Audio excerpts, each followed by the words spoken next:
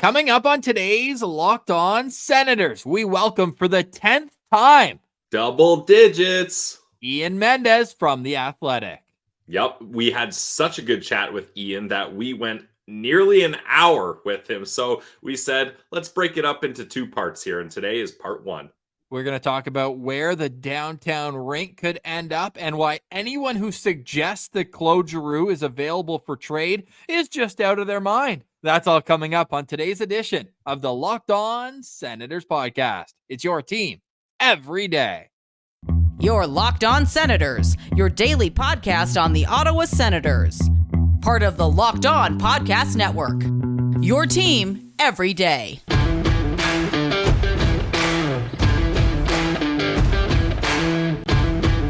I'm Jake Sanderson, and you're listening to Locked On Senators podcast. I'm Tim Stützle, and you're listening to the Locked On Senators podcast.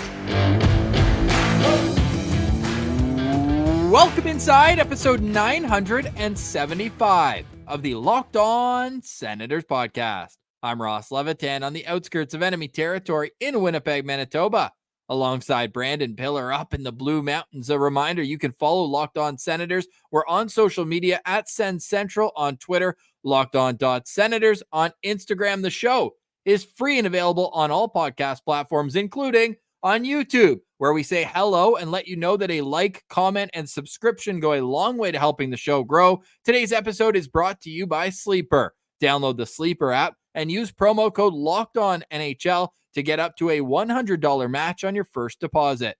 Terms and conditions apply. See Sleeper's terms of use for details. Today is Tuesday, February 6th, and Pilsy, it's been a full week since we last got to see the Senators play. Thank goodness they won that game. Otherwise, I wouldn't even have anything in my immediate memory to look back on. It feels like forever. Yeah, it's a true blessing that they came out with the win in overtime. Not in just the last game, Ross, but the one before as well, especially up against Nashville being down 3-0 in the first period. So that's the kind of hockey you want to leave the break starting on. But man, I wish they could have said, can we punt this break a little later and keep riding that momentum? Because it seems like the boys are looking good right now. But to spin zone it, Ross, we should appreciate this break in the sense that we're still unaware of Jake Sanderson's injury update. And not only that, things are going to be fast and furious because starting on Saturday, it's a 4-game week and there's a plenty of those coming up. The next 4 weeks are all 4-game weeks. So it's going to become fast and furious. So enjoy this time. Maybe reintroduce yourself to your family. I hope everybody's being safe and really having a great time. And then, man, once we go, it's pedal to the metal right through the middle of April. Pilsy and I officially were booked. We've got our boots on the ground in Winnipeg on March 30th and then in Minnesota on April 2nd. So we're going to have a blast with that. The draft prep is underway and lots of fun things coming up. We're also going to hit 1,000 episodes around March 12th, give or take. So plenty of excitement coming up, but it's always exciting having Ian Mendes with us. Look, only Mark Mathot has been a more recurring guest than Ian Mendes. And we don't count Martian. He's family, but friends of the show. Look, Ian was one of our first guests. We talk about it briefly. It's so funny how far the relationship has come. And he is really one of the best guys going. And we're lucky to have him in Ottawa. So we always appreciate when he comes on. And I gave him the old, hey, you got 20 minutes, and then we keep him for an hour, that old trick. And it was so good. We broke it up with Pilsy and I saying part 2 will start with us saying final question, and then we end up going half hour. So, hey, he's just that kind of guy. He can talk for days and always gives great insight. Yeah, and I mean, the awesome thing about Ian, Ross, is he's worked in all facets of the media, really. Television, radio, and now he's a writer with The Athletic. So he has kind of a NPR. unique... Yeah, there you go. He has a unique perspective on all things, and anyone that is in the Ottawa Senators community, we don't need to sit here and tee up this interview and tell you the kind of person Ian Mendes is. Everybody knows he's one of the best. So let's get to it. From The Athletic, now let's get to our conversation with Ian Mendes. All right, we now welcome on a very, very special guest, a Mount Rushmore guest on Locked On Senators for the 10th time. It's senior writer with The Athletic. It's Ian Mendes. Welcome to Locked On Senators. How are you doing today, sir? Oh, man, you guys told me this is the 10th time I'm on, and it does. Man, it doesn't feel like I've been on 10 times. In some ways, I don't know. In some ways, that seems like a lot, but in other ways, I guess. I mean, it's been what, 3 years? I think 3 years ago, maybe. More than 3 years, and not only that, Ian, but we could even slide it all the way back to one of the first times that we ever got to talk was, when I was in school getting to do an assignment. I got the Ian Mendes answering emails for me. Oh my goodness. And I just completely butchered that. I wish I still had the audio of it. Would have been great. But no, you're always open and available and truly a man of the people. So we appreciate that and for helping us out. And you mentioned you've got a fan survey coming up, and I'm looking up, and there's times where you've been on. May of 2022, you came on assessing the Athletics Ottawa Senators fan survey with Ian Mendes. So this is something consistent that you've done. What's the overarching theme that you've noticed from doing multiple of these? Like, are there things that have changed drastically and some that have stayed the same? So this is what I'm curious about on this one. And I'll get the results by kind of the end of the bye week for Ottawa. So I'll either drop it on Friday leading into the Leafs game or the Monday after the Leafs game. I want to give people about a week to answer it. What I'm curious about is the very first question of the survey is kind of, how would you best describe your feelings towards the Senators right now? And I think the options are like optimistic, cautiously optimistic, skeptical, disappointed, frustrated. I think this might be the first time in the survey that it's really all over the map. Yeah. And I think if you had asked people 2 weeks ago, the answer would have been frustrated or whatever. But I think that the way that they've played in the last 2 weeks at least has and I'm not saying everyone's like, oh my God, okay, it's all good, we're going to make the playoffs next year. I'm not saying that. But it has sort of stabilized things a little bit. I think some of the anger is kind of evaporated into this bye week. So that's the one I'm curious about. I'm curious as well, and we can talk about this. I have a question in there about where would you like to see the arena? And you want to talk about a polarizing thing. I'm really appreciative of this, but I think I've come to the conclusion it doesn't matter where this arena ends up. Orleans, Canada, Le Breton, obviously, a spot, quote unquote, closer to the traditional downtown. There's going to be a percentage of unhappy people in this market and a percentage of really passionate people. And that's okay. But boy, oh boy, that's one that I'm really curious to see because I don't know what the answer is. There doesn't seem to be a consensus from people about exactly what they want here. It's going to be really interesting. Well, if they do the DND buildings right across from Rideau Center, I might go back and do another 4 years at Lisgar because that would have just been such a kick in the behind. Right? You get a walk from Lisgar, right? Just over the bridge.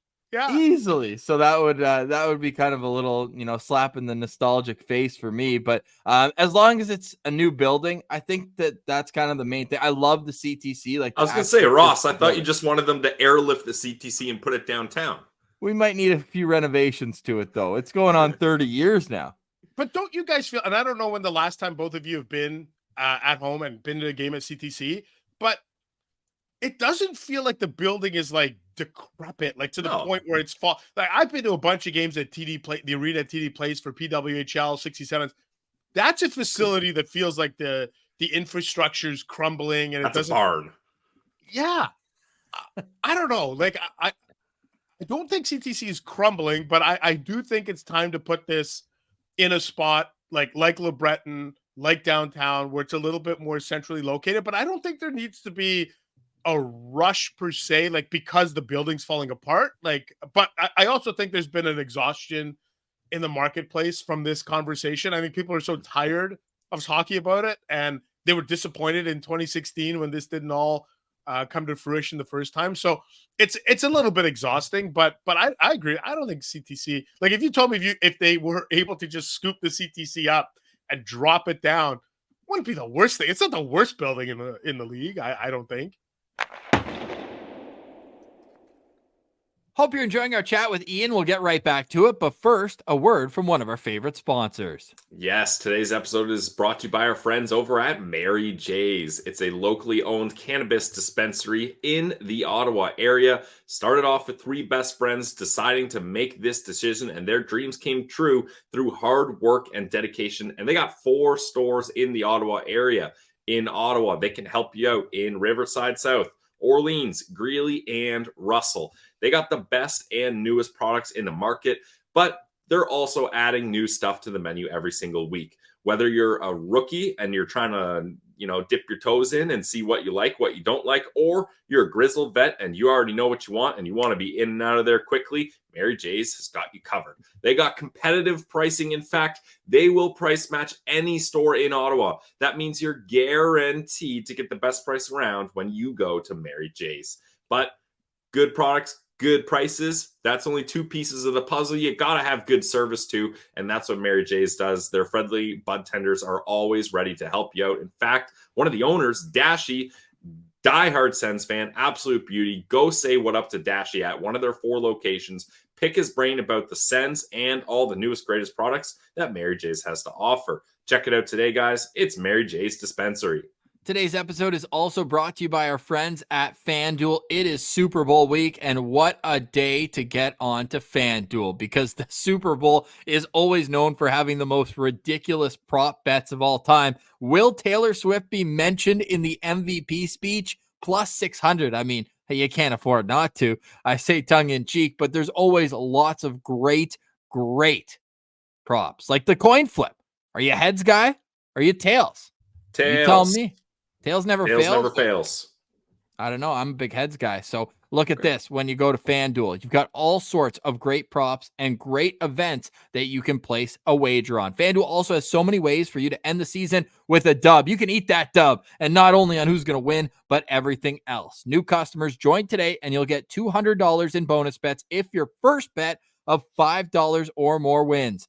Now, just visit FanDuel.com/lockedon to sign up. That's FanDuel.com/lockedon to sign up. Make every moment more with FanDuel, an official sports betting partner of the NFL.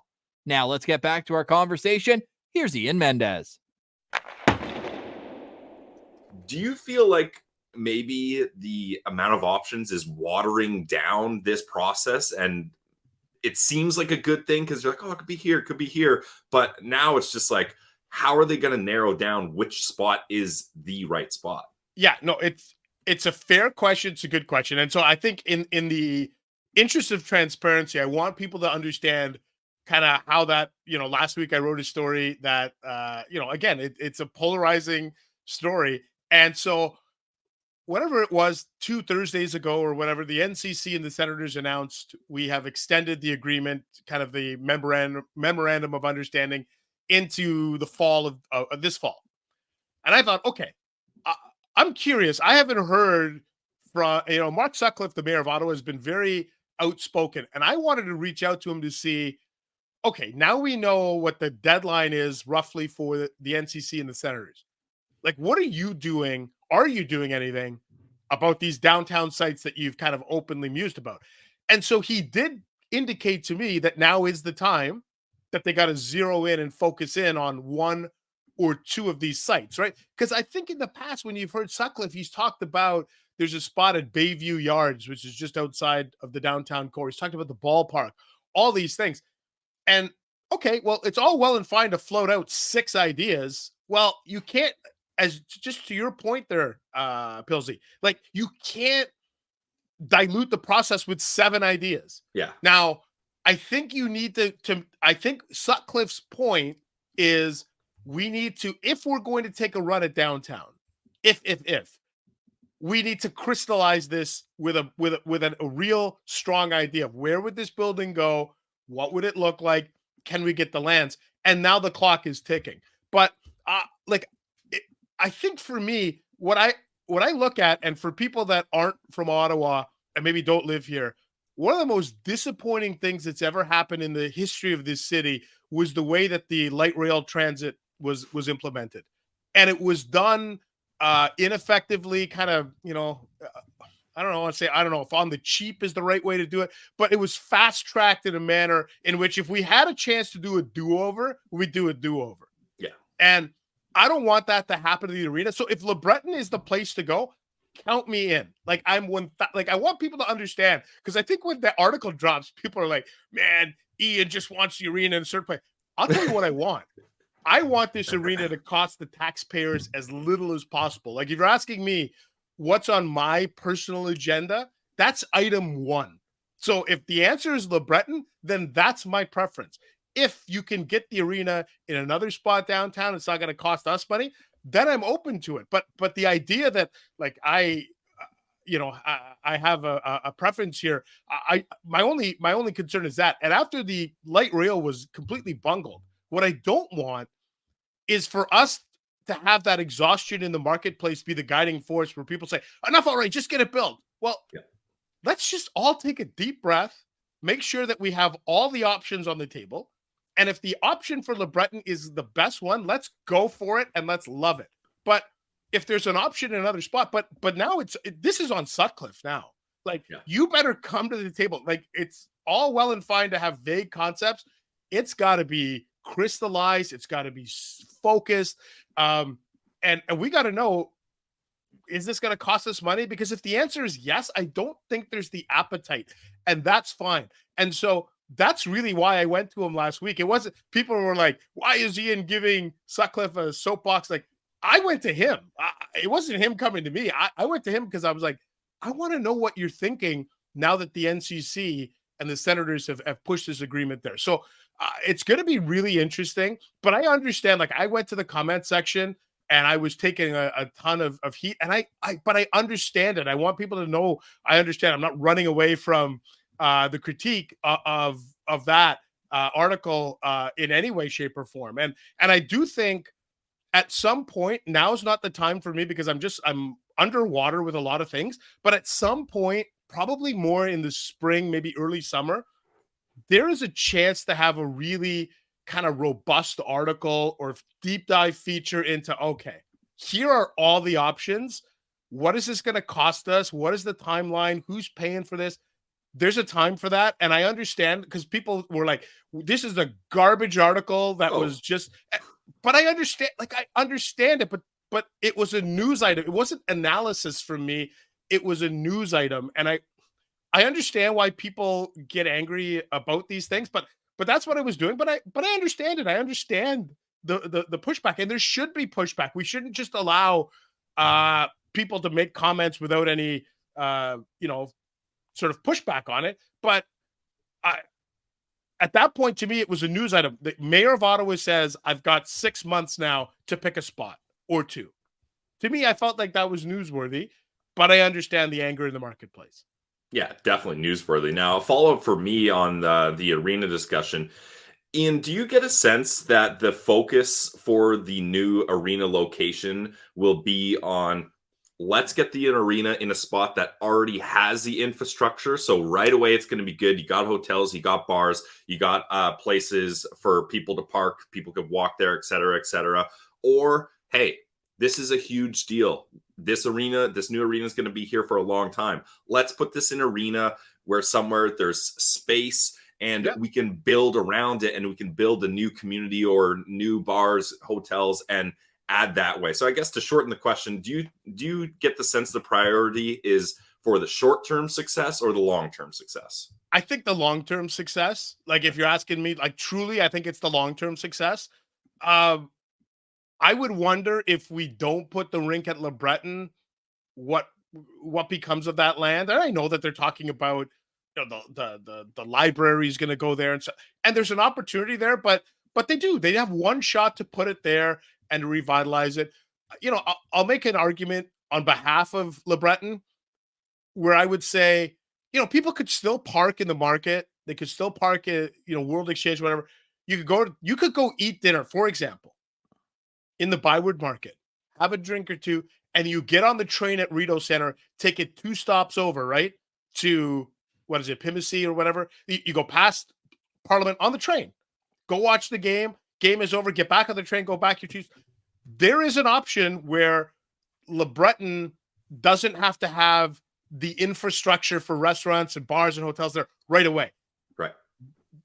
So that's there. Like I guess my point is, I just, like, me personally, I want to see the arena in a more central location, whether that's LeBreton, whether that's D&D, whether that's, like, I love the D&D site for a lot of reasons. I think it is really, like, it's a great spot. But if this arena ends up in LeBreton, I'm not going to be disappointed. I'm going to be happy. I think there's ways to work around it. Maybe the walkability isn't great. Like, the question I have is about driving. Like, I think we're too much of a car-centric community, but that's also a function of a lack of confidence in the transportation infrastructure that's been put into this community. Like, I would love to be a carless person in Ottawa.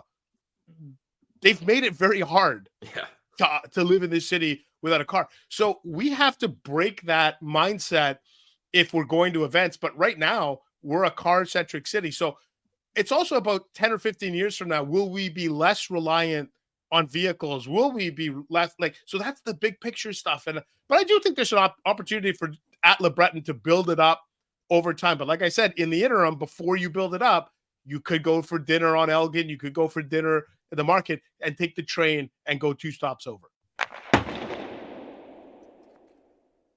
Hope you're enjoying our chat with Ian. We will be right back to it. But first, Pilsy's got a quick word for you. Yep, this episode is also sponsored by our friends over at Sleeper. Guys, if you want to win 100 times your money, play daily fantasy hockey on the Sleeper app. It's the official daily fantasy app of the Locked On NHL network. And obviously, it's our top choice for daily fantasy sports, especially when it comes to daily fantasy hockey. With Sleeper, you can win 100 times, you heard me, 100 times your cash in daily fantasy hockey contests. I love Sleeper because they got the app that lets you have good group chats. You can talk smack to your buddies, let them know you got a big week coming up. And if you're rushed trying to get your picks in before puck drop, don't worry. Entries can be made in under a minute. Time is money, and Sleeper knows that, so you can get your picks in quickly. You got studs like Brady. You got Claude Giroux, who's not going to be traded from the Ottawa Senators. You got Jake Sanderson. He's locked up for 8 more years after this one. Drake Batherson. All you got to do is pick more or less stats on these stars, like goals, assists, saves, plus, minus, and more. You heard me, Sens fans. 100 times payouts on Sleeper. So start paying attention and get your picks right so you could win big. Use promo code LOCKEDONNHL, and you'll get up to $100 match on your first deposit. Terms and conditions apply. That's LOCKEDONNHL. See Sleeper's terms of use for details. Only available for our friends in the States for now. And the man who's going to be responsible for pulling some strings on the Senator side is Michael Andlauer, Ian. And you've had a chance over the last little while to get to know him on a professional level. You think he's the right man for the job here of this kind of business? Or long-term outlook and outside of the scope of the actual hockey team and building in the city of Ottawa? Yeah, you know what? The one thing in talking to Michael Andlauer, guys, like, and I got some time with him in January at the Bell Center, and I went to him and I said, I just want to talk to you on the night that you go back to Montreal, because you're a diehard Habs guy all your life, and I want the one opportunity to talk to you about what is it going to be like to be at the Bell Center and cheer against the Habs. I want to know. And he was awesome with me. He was like, do you want to do the interview in my season seats that I sat in for forever? Or do you want to go to the owner's lounge? Or what do you want to do? And I'm like, I'd like to go to this owner's lounge. Like, count me in. And so, he gave me about half an hour there. And you know what, guys? Like, he really gets it. Like, you know what I really like about him? And this is a complete and stark departure from the previous regime. He is a fan first owner. He looks at things from a fan's perspective. So I think he understands the importance. He might not be from Ottawa per se, but he's bought a place in Ottawa. That matters. Like, he's bought a house, like, he's investing in our community. And I think he understands, like, he'll leave it to the experts, the real estate experts, development experts. But I think at the heart of it, the fans are what makes him, kind of what motivate him. And I think that's really important. I think as long as you don't ever lose that, and I've talked to people who have worked for him for his big transport company. And they're like, you don't understand. Michael Andlauer will come by and he'll just be walking around like loading docks, and people don't even realize he's the owner. It's almost like undercover boss. Guy's so casual, and he's chatting, and he'll have a cup of Tim Hortons coffee, and then he'll walk away, and someone will say, that was Mike Andlauer. And they'll be like, what? They had no idea. Like, he's legitimately, and I haven't had that many dealings with billionaires, like a handful of them over the years, right, in the NHL sphere. This guy's the most normal guy. Like, he's very normal. It's very odd. Like, how can you be so normal? Like, that's what I don't understand. I don't understand how you could be so normal as a billionaire, but this guy is. So on that note, and obviously things have not gone the Senators' way on the ice, despite a nice 6-2-2 run. We got completely delusional last week on Locked On Senators, and it's great to carry that momentum, or at least good feelings, into a longer break. But look, one problem when it comes to losing in the NHL is you worry about your top players wanting to play elsewhere. Oh. Do you believe, and this is just kind of an opinion question, that because of who Michael Andlauer is and the direction that he sees this going long term, that he might buy himself a kind of mulligan year in terms of the on-ice product, because players will see that he's in charge, or that this is kind of a direction that maybe we're still kind of seeing the effects of the last regime or the last decision makers, and that things could turn around quickly? Or is that the fan in me just hoping?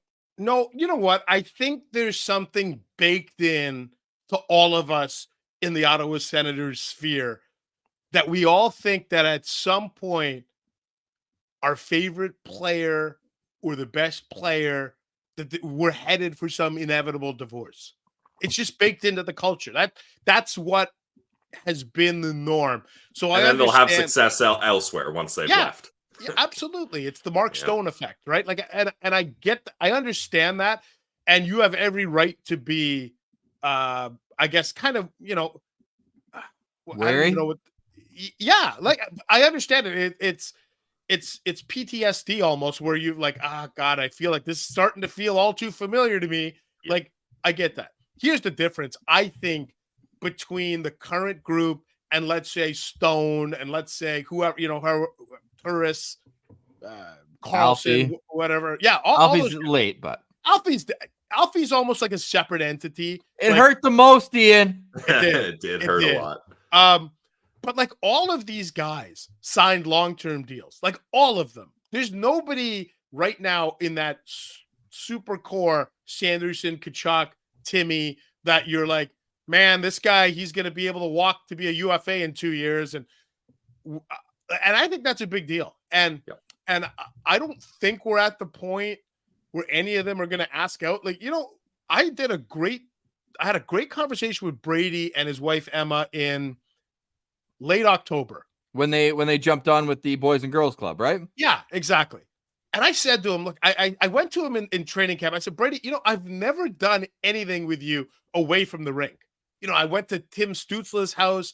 I've spent time with Shane Pinto. I've done these things with Eric. Like, I've never spent time with you even for 5 minutes away from the rink. I said, would you be up for doing something? He says, yeah. I said, what about if I tagged along to Boys and Girls Club? Just something, and he was like, yeah. And I'm telling you, like, watching that guy operate here and then coming back, go back and read the quotes from that interview where he said, I just want to win here because I know what it would mean. And he watched the footage of the 2007 Stanley Cup when everybody showed up to the airport. He knows that he's the big fish in a little pond, and he likes that. He does. And you know what I think is interesting is sometimes we think about, oh man, these American guys, they come up here and they don't want to be here. I think for a lot of American guys where they grew up, Brady might be a bit different because hockey's big in St. Louis, but like a lot of American guys where they grow up, hockey's not the thing. They're not the number one sport. It's football. It's basketball. It's baseball. And when you come here, you're the alpha. You're the big dog. And I think there's something appealing to that. Now, it's a double-edged sword because when you're the big dog, you're also in the crosshairs of the media, of fans. And the one thing I would say, I would love to get him alone, like, because I did that interview with him on let's say it was a Tuesday. On the Saturday of that same week is when Tampa Bay came to town. I think it was a Saturday. Tampa Bay came to town. They beat Ottawa 6-2 or whatever. Yeah. And the fire DJ chant, and Brady says, the bullshit from our fans, right? And I thought, I guarantee you, if he had a do-over, he'd have a do-over. But he was speaking out of passion. He was speaking. The guy loves the city here. He does. Like, all these guys really appreciate the city. I think it's the kind of the feeling of everyone's going to leave us eventually. But that's the existence of being the Ottawa Senators, right? That's kind of how whether it's Yashin, it's Heatley, it's Spezza, it's Alfredson, it's Carlson, it's Stone, it's whoever, they all leave and it all ends kind of weirdly. But I think it's a different era right now. I really do. And I think we just it's too bad all of this didn't happen in the summer. And then, kind of in September, it was the fresh restart, but it is what it is. And I think the players understand that. I think everybody understands that. And they do have an owner now and a general manager that I think they're capital P professionals. And you guys have dealt with Dave Poulin. You guys know what Pooley's like. Like, there's a level of class and integrity and professionalism that's been injected into that organization that will eventually trickle down the locker room. And I think will bring stability. And I think it'll quiet down any of that kind of noise that guys might want out or something like that. Good. It doesn't stop the vultures from swarming. If I see one more article about why Claude Giroux is going to be the greatest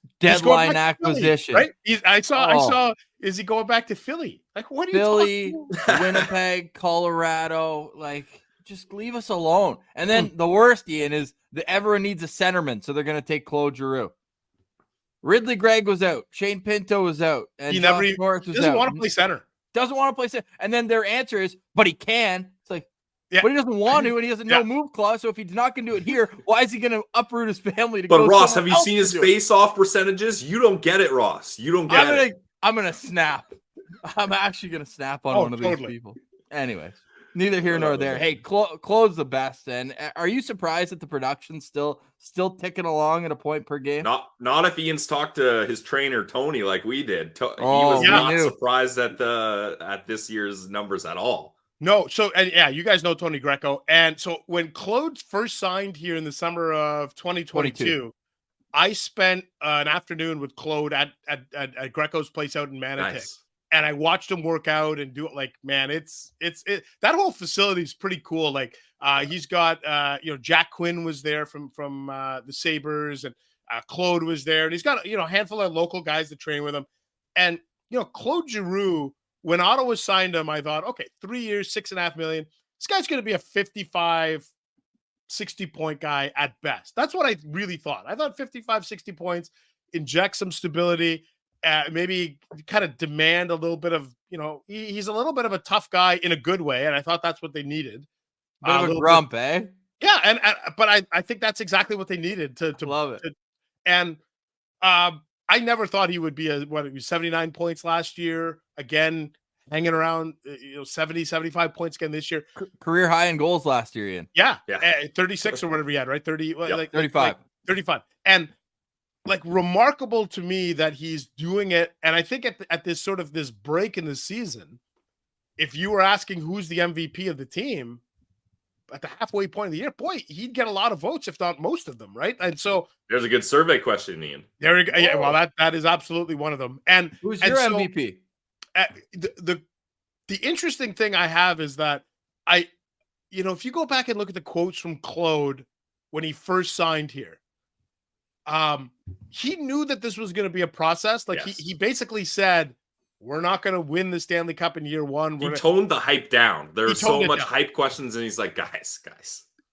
But I think he knew that eventually they would be a good team, and it's taken him longer. But I'm curious about how this plays out beyond this season. Like, okay, if we're next year at this time, and this is going on again, I think those questions about is he going to go to Colorado, Winnipeg, or Philly, that becomes a valid question. But we're 12 months away. And ask the Vancouver Canucks what a difference 12 months can make. And I'm not suggesting that Ottawa is going to be Vancouver 2.0. I'm just saying life comes at you pretty quick. And let's just take a deep breath here. You don't have to do anything. I wouldn't trade Claude Giroux for anything right now, given his importance to that hockey team and inside that locker room. And maybe a year from now, if Ottawa's out of the playoffs and they're struggling, you go to him and say, what do you want to do? But boy, you're a year away from that conversation. They need more Claude Giroux. Steve Stais does it in every single interview. Yeah. Like, they're not going to get rid of the one they have. A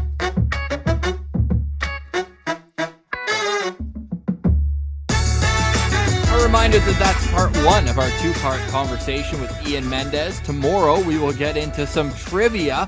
Can Ian Mendes continue his undefeated streak on Locked On Senators trivia? And a whole lot more. Pilsy, any final thoughts on today's show? I mean, it's weeks like this, Ross, where there isn't Sens hockey being played. That reminds me how blessed we are to have such good guests. I mean, you look at Scott Wheeler, you look at Ian Mendes. Both those guys have been a guest multiple times on this show, and there's a reason we keep bringing them back. They're some of our favorites, and they bring not only some of the best knowledge, but they're also a good hang as well, especially Ian Mendes. We always find some fun with trivia, and hold on to see if Ross can finally kind of stump Ian Mendes with Sens trivia. You'll see how that goes. That's Brandon Piller. I'm Ross Levitan. Thank you for joining us on another edition of the Locked On Senators podcast. It's your team every day.